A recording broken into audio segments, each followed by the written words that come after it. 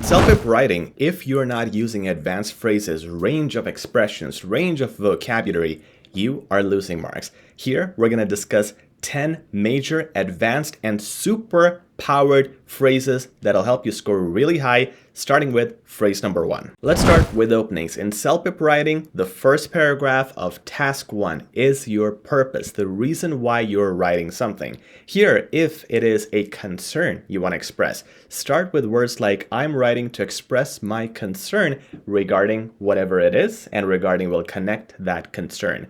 Or I'd like to bring to your attention.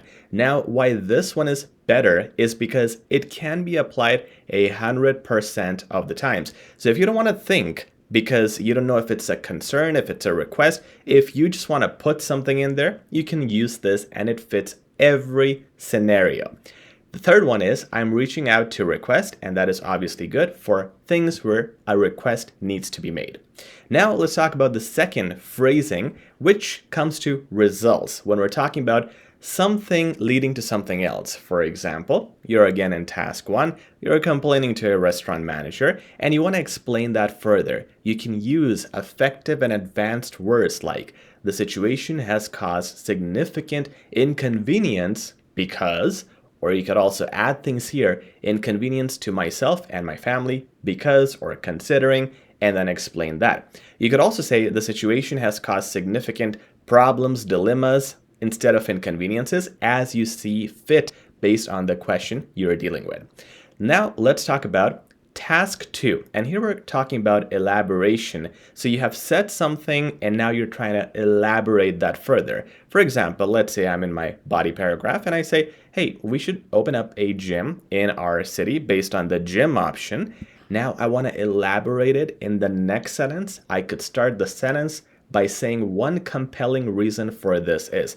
Compelling, advanced word, and again, very good flow because now you are expanding on something you have already said. Now, let's talk about the fourth tip, which is to do with passive voice, which is clearly missing in your writings. And when it's missing, you are just using active voice, which means you're not using a broad range or a variety of phrases and words. So try to use passive as much as you can. Here specifically, I've given you some things that you can just copy and paste. For example, it can be stated that, and these are really good words to use for task 2 mainly. These wouldn't apply as much in task 1. So if you are talking about a new point, let's say within the same body paragraph or in another body, instead of saying this has this benefit, which is an active sentence, use a variety and change it up by adding something like this. It can be stated that whatever has been proven to provide all these benefits, and that will make it passive. Similarly, if you're really starting a new paragraph or a completely new idea, start with a connector, undoubtedly. Undoubtedly connects it well. It is also unique and advanced, plus it is an adverb which will again add to your range on top of a passive sentence. Undoubtedly, it can be said that, and it's the same thing that you would add on, just like you would say something after. It can be stated that, and then point out the pro or the con that you are aiming to provide here. Now, let's talk about a beautiful word, one really beautiful word, which is while. And it's really beautiful because you could use it in task 1 and 2. It is beautiful because nobody uses it. And that's why it is unique in its usage. Unique words give you advanced marks. And because when you say while, you can combine 2 or more ideas in one sentence. And that saves you what? Saves you time, saves you words, both of which you don't have enough of in the exam. So if I want to say something like going from task 2, going from body 1 to body 2, going from positive to negative, I could easily say, while the advantages of such a measure are clear, many argue that, and now I can go into the disadvantages. By saying while, you're able to combine multiple ideas and have a good flow, plus it gives you what? It gives you a complex sentence because you are putting 2 clauses in one sentence, which makes the sentence complex. So use while, even in speaking, really useful. Let's talk about now closings. First of all, for informal emails, because this is something we don't pay attention to, but we need to because a lot of you start saying, I'm looking forward to talking to you. in informal emails, and that's not how it's done. You want to use informal wordings, basic wordings, but things that are, again, unique, not very cliche. For example, looking forward to catching up with you soon, or catching up soon. Can't wait to see you and the family. Now this looks more real, it looks more personal, like you know the person. You can do this. I am counting on you, if you are encouraging someone or that's the kind of discussion you're having. Now, exclamation marks are good. As you can see, we're forcing them, we're putting them just to get our marks for advanced punctuation. So use them in informal emails, not in the formal emails. When we talk about formal closings, you have a lot of great options right here. For example, I would appreciate it if you could take prompt action to rectify this issue. This one will be very, very popular in usage because there are so many emails where you are recommending something and you want the person to take some action. In fact, bullet point 3 in a lot of cases asks you to urge the person to take action. So this clause would be perfect in the conclusion as a standalone sentence or a sentence combined with another sentence in the conclusion. You should not have more than 2 sentences in one conclusion.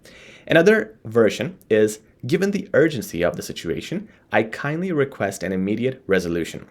Very nice phrasing here. It's also a complex sentence. And also, just remember, use these where they fit. If it is an urgent situation, you can use this kind of a complex sentence at the end, which gives you a solid finish.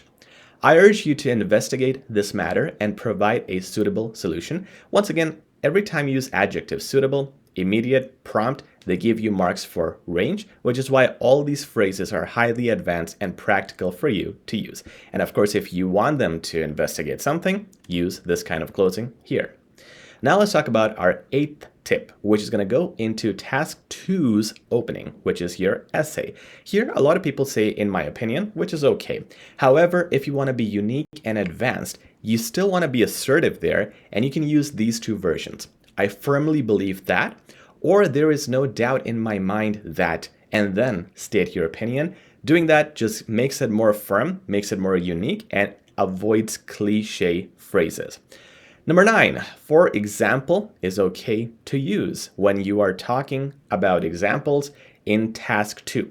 For instance is good as well, but what's better is something that is unique and different. For example, instead of for example, you can replace it with these phrases.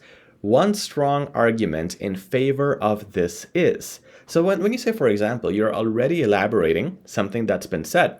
Instead of doing that in the next sentence, you could talk about the argument that is in favor of what I just said. Similarly, you can say a compelling reason for this perspective is. More advanced words here, but if it's easier for you to do the first version, go ahead and do that. Finally, tip number 10 is in your closing again for task 2. Use words like overall instead of to conclude or in conclusion. Overall is a little bit more unique, but there's nothing wrong in saying to conclude or in conclusion. It is evident that. What are we supposed to do in the conclusion in task 2? We are supposed to rephrase the intro. The intro, as I showed earlier, is assertive with words like I firmly believe that. So you finish off your conclusion with assertive words as well. It is evident that. And again, these are unique words and advanced words instead of you saying, I still think that this should happen. All right, guys, that's our video for today. Make sure to apply these phrases in your writing. But if you want 800 words and phrases just like these and even better, check them out. They're all included in our CELPIP 15-hour course.